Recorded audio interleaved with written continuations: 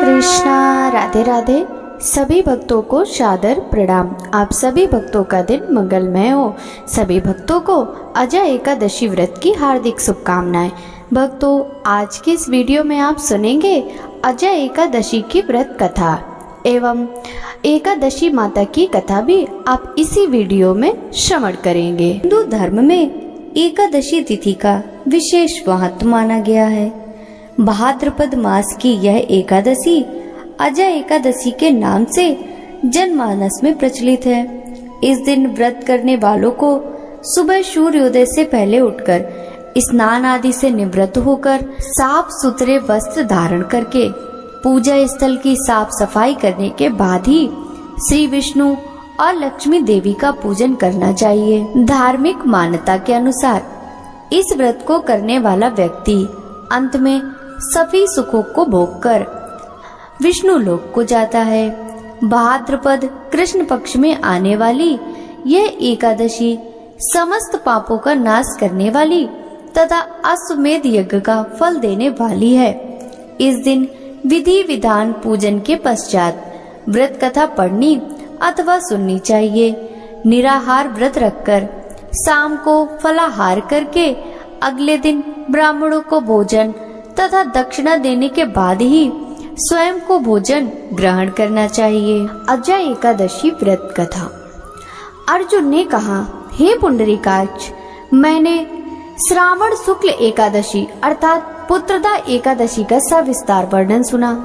अब आप कृपा करके मुझे भाद्रपद माह के कृष्ण पक्ष की एकादशी के विषय में भी बतलाइए। इस एकादशी का क्या नाम है तथा इसके व्रत का क्या विधान है? इसका व्रत करने से किस फल की प्राप्ति होती है? श्री कृष्ण ने कहा, हे कुंती पुत्र, भाद्रपद माह के कृष्ण पक्ष की एकादशी को अजय एकादशी कहते हैं। इसका व्रत करने से सभी पाप नष्ट हो जाते हैं। इहलोक और परलोक में मदद करने वाली इस एकादशी व्रत के समान दूसरा कोई व्रत नहीं है। अजय एकादशी का महात्म श्रवण करो। पौराणिक काल में भगवान श्री राम के वंश में अयोध्या नगरी में एक चक्रवर्ती राजा हरिश्चंद्र नाम के एक राजा हुए थे। राजा अपनी सत्यनिष्ठा और ईमानदारी के लिए प्रसिद्ध थे। एक बार देवताओं ने इनकी परीक्षा लेने की योजना बनाई। राजा ने स्वप्न में देखा कि ऋषि विश्वामित्र को उन्होंने अपना राजपाट दान कर दिया है। सुबह विश्वामित्र वास्तव में उनके द्वार पर आकर कहने लगे, तुमने स्वप्न में मुझे अपना राज्य दान कर दिया। राजा ने सत्यनिष्ठ व्रत का पालन करते हुए संपूर्ण राज विश्वामित्र को सौंप दिया। दान के लिए दक्षिणा चुकाने हेतु राजा हरिश्चंद्र को पूर्व जन्म के फल के कारण पत्नी बेटा को खुद बेचना पड़ा।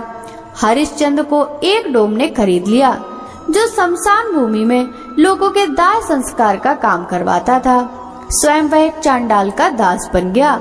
उसने उस चांडाल के यहाँ कफन लेने का काम किया, किंतु उसने इस आपत्ति के काम में भी सत्य का साथ नहीं छोड़ा। जब इसी प्रकार उसे कई वर्ष बीत गए तो उसे अपने इस नीच कर्म पर बड़ा दुख हुआ और वह इससे मुक्त होने का उपाय खोजने लगा। वह सदैव इसी चिंता में रहने लगा कि मैं क्या करूं, किस प्रकार इस नीच कर्म से मुक्ति पाऊं। एक बार की बात है, वह इसी चिंता में बैठा था कि गौतम ऋषि उसके पास पहुँचे। हरिश्चंद्र ने उन्हें प्रणाम किया और अपनी दुख भरी कथा सुनाने लगे। राजा हरिश्चंद्र की दुख भरी कहानी सुनकर महर्षि गौतम भी अत्यंत दुखी हुए और उन्होंने राजा से कहा, हे राजन, भाद्रपद माह के कृष्ण पक्ष की एकादशी का नाम अजय है। तुम एकादशी का विधान पूर्वक व्रत करो तथा रात्रि को जागरण करो। इससे तुम्हारे सभी पाप नष्ट हो जाएंगे। महर्षि गौतम इतना कहकर अंतर्ध्यान हो गए। अजय नाम की एकादशी आने पर राजा हरिश्चंद्र ने महर्षि के कहे अनुसार विधान पूर्वक उपवास तथा रात्रि जागरण किया। इस व्रत के प्रभाव से राजा के सभी पाप नष्ट हो गए। उस समय स्वर्ग में नगाड़े बजने लगे तथा पुष्पों की वर्षा होने लगी। उन्होंने अपने सामने ब्रह्मा, विष्णु, महेश तथा देवेंद्र आदि देवताओं को खड़ा पाया। उन्होंने अपने मृतक पुत्र को जीवित तथा अपनी पत्नी को राजसी वस्त्र तथा आभूषणों से परिपूर्ण देखा। व्रत के प्रभाव से राजा को पुनः अपने राज्य की प्राप्ति हुई। वास्तव में एक ऋषि ने राजा की परीक्षा लेने के लिए यह सब कौतुक किया था, परंतु अजय एकादशी के व्रत के प्रभाव से ऋषि द्वारा रची सारी माया समाप्त हो गई और अंत समय में हरिश्चंद्र अपने परिवार सहित स्वर्ग लोक को गया। हे राजन, यह सब अजय एकादशी के व्रत का प्रभाव था। जो मनुष्य इस उपवास को विधान पूर्वक करते हैं तथा रात्रि में जागरण करते हैं, उनके सभी पाप नष्ट हो जाते हैं और अंत में वे स्वर्ग को प्राप्त करते हैं। इस एकादशी व्रत की कथा के श्रवण मात्र से ही अश्वमेध यज्ञ के फल की प्राप्ति होती है। बोलिए श्री हरि विष्णु भगवान की जय। एक बार एक राज्य में एक राजा रहा करता था। राजा बहुत ही बुद्धिमानी और बलशाली था। राजा सदैव अपनी प्रजा का बहुत अच्छे से ध्यान रखता था। प्रजा भी अपने राजा को बहुत पसंद करती थी। राजा की 2 बेटियां थीं। राजा अपनी दोनों बेटियों से बहुत प्रेम करता था। राजा की छोटी बेटी देखने में बहुत सुंदर और आकर्षक थी। राजा की बड़ी बेटी छोटी बेटी के मुकाबले थोड़ा कम सुंदर थी। राजा की छोटी बेटी 11 माता की पूजा किया करती थी और सभी लोग राजा की छोटी बेटी से बहुत प्रेम करते थे, बहुत प्रशंसा किया करते थे। राजा भी अपनी छोटी बेटी को बड़ी बेटी से अधिक प्रेम करता था, जिस कारण राजा की बड़ी बेटी को अपनी छोटी बहन से बहुत नफरत होने लगी थी। राजा की दोनों बेटियां जब बड़ी हो गईं, तब एक पड़ोस राज्य में रहने वाला राजकुमार राजा की बड़ी बेटी के लिए रिश्ता लेकर आया। लेकिन जैसे ही उस राजकुमार की नजर राजा की छोटी बेटी पर पड़ी, तो वह राजकुमार राजा की छोटी बेटी पर आकर्षण हो गया और उससे पहली नजर में प्रेम कर बैठा। उस राजकुमार ने राजा की बड़ी बेटी के साथ विवाह करने से मना कर दिया और उसने राजा से कहा कि मैं आपकी छोटी बेटी से विवाह करना चाहता हूँ। जिसके बाद राजा की बड़ी बेटी यह देखकर अपनी छोटी बहन से बहुत क्रोधित हुई और राजा की बड़ी बेटी ने अपनी छोटी बहन को अपना सबसे बड़ा दुश्मन मान लिया। राजा की बड़ी बेटी ने अपनी छोटी बहन से बदला लेने का निर्णय किया, जिसके लिए उसके मन में अपनी छोटी बहन को जान से मारने की योजना बनाई। राजा की बड़ी बेटी ने अपनी छोटी बहन को मारने के लिए सबसे पहले एक लड्डू में जहर मिलाकर अपनी छोटी बहन को दे दिया और उसको लड्डू खाने के लिए कहा। लेकिन लड्डू खाने के बाद भी छोटी बहन को कुछ नहीं हुआ। बड़ी बहन यह देखकर बहुत आश्चर्यचकित हो गई, लेकिन बड़ी बहन ने हार नहीं मानी और उसने जब रात में छोटी बहन अपने कमरे में सो रही थी, तब एक मटके में सांप रखकर उसे कमरे में छोड़ दिया। लेकिन सांप भी छोटी बहन का कुछ नहीं कर पाया। जिसके बाद बड़ी बहन ने अपनी छोटी बहन से कहा कि चलो हम लोग कुएं में से पानी भरकर लाते हैं। जिसके लिए वह अपनी छोटी बहन को पानी भरने के बहाने कुएं के पास ले गई और उसने अपनी छोटी बहन को कुएं में धक्का दे दिया। लेकिन छोटी बहन को तब भी कुछ नहीं हुआ, क्योंकि हर बार 11 माता उसकी रक्षा कर रही थी और उधर बड़ी बहन अपने सारे प्रयासों के बाद असफल हो रही थी, जिससे वह बहुत क्रोधित होती जा रही थी।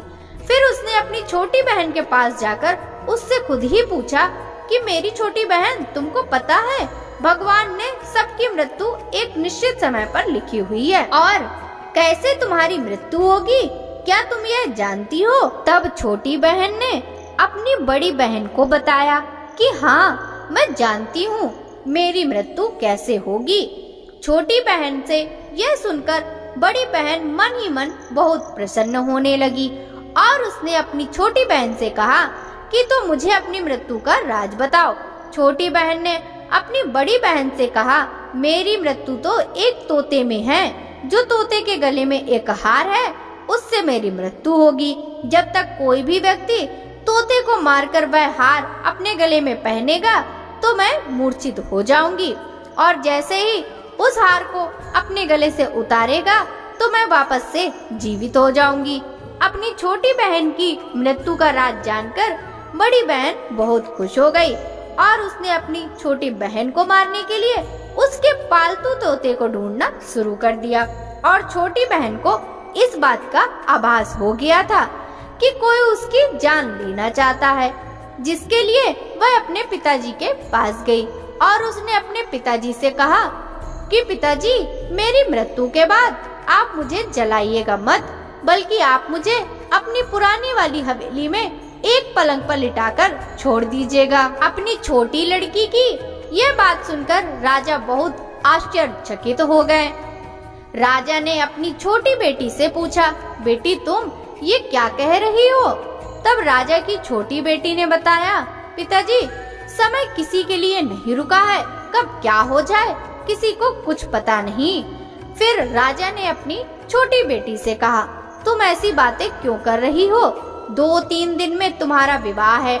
लेकिन छोटी बेटी ने अपने पिताजी को ऐसा करने पर मजबूर कर दिया और उनसे वचन ले लिया। राजा ने भी अपनी छोटी बेटी की बात स्वीकार कर ली और 2-3 दिनों के बाद जब शादी का समय आया, तब राजकुमार बारात लेकर राजा के घर आया और राजकुमार और राजा की छोटी बेटी का विवाह शुरू हो गया। जैसे ही राजा की छोटी बेटी राजकुमार के साथ फेरे लेना शुरू करती है, तो उसकी बड़ी बहन अपनी छोटी बहन के कमरे में जाकर उसके तोते को पकड़ लेती है और उसको जान से मार देती है। तोते की गले में जो हार था उसको अपने गले में धारण कर लेती है। जैसे ही बड़ी बहन उस हार को अपने गले में धारण करती है, तो उधर छोटी बहन 3.5 फेरे ही ले पाती है और वहीं पर बेहोश होकर गिर जाती है। जिसके बाद राजा ने बड़े बड़े वैद्यों को बुलाया और अपनी छोटी बेटी का इलाज करने के लिए कहा। राजा की बात सुनकर वैद्य ने छोटी बेटी को जब चेक किया तो राजा को बताया, आपकी छोटी बेटी न तो जीवित है और न ही मरी हुई है।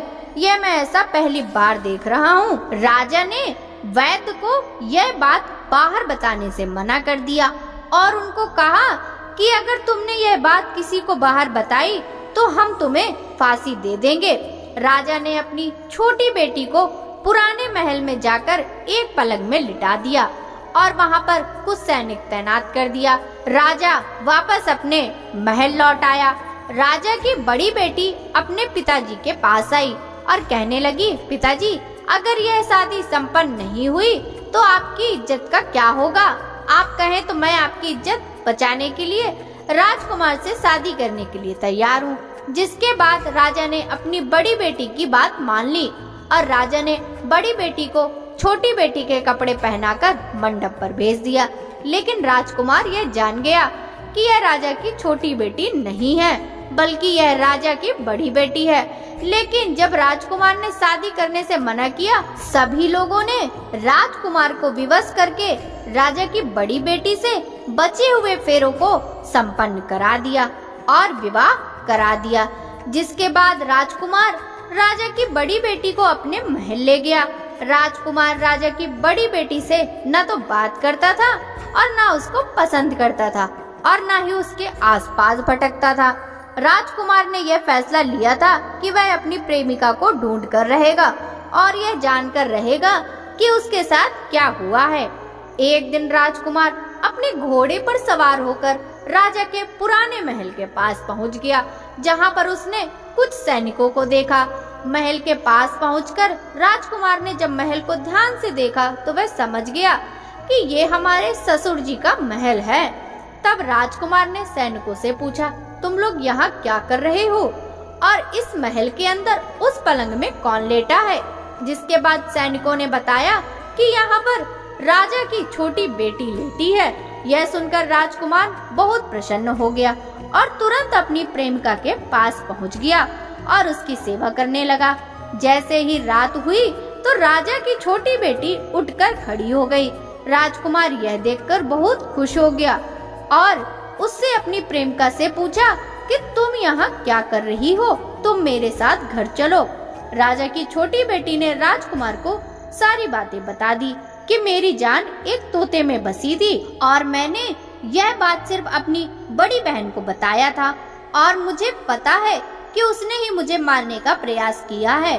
उसके पास एक हार है जिसको वह सुबह पहन लेती है और रात को उतार देती है। जब तक वह हार को पहने रहती है तब तक मैं मूर्छित रहती हूँ और जैसे ही वह हार उतार देती है तो मैं जीवित हो जाती हूँ, और जब तक मेरी बड़ी बहन के पास वह हार है तब तक मैं ऐसे ही जीवित और मूर्छित होती रहूंगी। अगर मेरी बड़ी बहन के पास जो हार है वह मेरे हाथ लग जाए तो मैं हमेशा के लिए जीवित हो जाऊंगी। राजकुमार की यह बात सुनकर राजा की छोटी बेटी के पास रहने का निर्णय ले लिया और उसने अपने बचे हुए सारे फेरे उस पलंग में लेटी राजा की छोटी बेटी के साथ ले लिए और अपना विवाह पूर्ण कर लिया और वहीं पर ही रहने लगा। देखते ही देखते कुछ समय में राजा की छोटी बेटी और राजकुमार की पत्नी पेट से हो गई। एक दिन राजकुमार को किसी काम से बाहर जाना पड़ा। तब छोटी बेटी के पेट में बहुत तेज से दर्द होने लगा, जिसके बाद उसने ग्यारस माता का आवाहन किया। जिसके बाद वहाँ पर ग्यारस माता प्रकट हुई और उन्होंने अपने भक्तों के दर्द को दूर किया, एक पुत्र की प्राप्ति करवाई। वहीं अचानक से राजकुमार भी आ गया। राजकुमार ने ग्यारस माता को देखा तो वह आश्चर्यचकित हो गया और उसने तुरंत माता को प्रणाम किया और ग्यारस माता ने राजकुमार से कहा कि जब तुम्हारा पुत्र 5 वर्ष का हो जाए तुम अपनी पत्नी का हार इसके गले में डाल देना। और देखते देखते राजकुमार और राजा की छोटी बेटी का पुत्र 5 वर्ष का हो जाता है। तो राजकुमार अपने बेटे से कहता है कि बेटा, मैं कुछ काम से बाहर जा रहा हूँ, तुम अपनी माता का ध्यान रखना, और वहाँ से चला जाता है। राजकुमार को बाहर निकलता देख बड़ी बहन के सैनिक देख लेते हैं और बड़ी बहन को जाकर सारी बातें बता देते हैं। जिसके बाद बड़ी बहन अपनी छोटी बहन के पुत्र को वहाँ से उठवा लेती है और उसको मरवा देती है। छोटी बेटी के पुत्र के 2 टुकड़े करवा देती है। पहला टुकड़ा चक्की के पास छुपा देती है और दूसरा टुकड़ा अपनी पलंग के नीचे रख लेती है। अब ग्यारस माता भिखारी का रूप लेकर आती हैं। एक भिखारी का रूप लेकर बड़ी बहन के पास जाती हैं, जिसके बाद वहाँ पर भिक्षा मांगने लगती हैं। बड़ी बहन अपने नौकरों से कहती हैं कि जाकर भिक्षा दे दो। जैसे ही नौकर ग्यारस माता को भिक्षा देने के लिए आता है, माता उन्हें मना कर देती हैं और कहती हैं, मैं तुम्हारी महारानी से ही भिक्षा लूंगी। जिसके बाद बड़ी बहन स्वयं ही भिक्षा देने के लिए माता के पास आती हैं। तब माता एक बिल्ली का रूप लेकर उसके कमरे में चली जाती हैं। वहाँ पर छोटी बेटी के पुत्र के टुकड़े आपस में जोड़ देती हैं और उसे जीवित कर देती हैं। वहाँ से चली जाती हैं। राजकुमार अपने बेटे को लेकर अपनी पत्नी के पास जाता है और उससे कहता है, तुम इसका ध्यान रखना। अगर तुम इस बच्चे का अच्छे से ध्यान रखोगी तो मैं तुमसे बात करूँगा। एक दिन राजकुमार अपने बच्चे से कहता है, तुम मम्मी से उनके गले का हार मांग लो। जिसके बाद राजकुमार का लड़का अपनी मम्मी के पास जाता है, कहता है, मम्मी मुझे तुम्हारा हार चाहिए जो तुमने गले में पहन रखा है। यह सुनकर पहले तो बड़ी बहन बहुत क्रोधित होती है, पर उसको यह याद आता है कि राजकुमार ने कहा था कि अगर मैं इस बच्चे का ध्यान अच्छे से रखूंगी तो वह मुझसे बात करेंगे। जिसके कारण वह उस बच्चे को हार दे देती है और बच्चा तुरंत हार ले जाकर अपने पिताजी को दे देता है। तभी राजकुमार अपने बेटे को लेकर वहाँ से जाने लगता है और अपनी पत्नी से कहता है कि तुम हमारे लिए खाना बना कर रखना, मैं शाम को आकर तुम्हारे साथ खाऊंगा। वह अपने बेटे को लेकर वहाँ से चला जाता है। जिसके बाद वह राजा के पास जाता है और उनको सारी बातें बता देता है। राजा अपनी बड़ी बेटी की यह करतूत सुनकर बहुत क्रोधित होते हैं और अपनी परवरिश पर ही दोष देने लगते हैं। राजकुमार को अपनी छोटी बेटी के साथ रहने का आदेश देते हैं और राजकुमार और राजा की छोटी बेटी दोनों प्रेम पूर्वक रहने लगते हैं। बोलिए ग्यारस माता की जय। ओम जय एकादशी माता, जय एकादशी माता। विष्णु पूजा व्रत को धारण करे शक्ति मुक्ति पाता। ओम जय एकादशी माता, तेरे नाम गिनाऊं देवी, भक्ति प्रदान करनी, गड़े गौरव की देनी, माता शस्त्रों में वरनी। ओम जय एकादशी माता, मार्गशीर्ष के कृष्ण पक्ष की उत्पन्ना विषतारिणी जनमी, शुक्ल पक्ष में हुई मोक्षदा मुक्तिदाता बन आई। ओम जय एकादशी माता। पौष के कृष्ण पक्ष की सफला नामक है, शुक्ल पक्ष में होए पुत्रदा आनंद अधिक रहे। ओम जय एकादशी माता।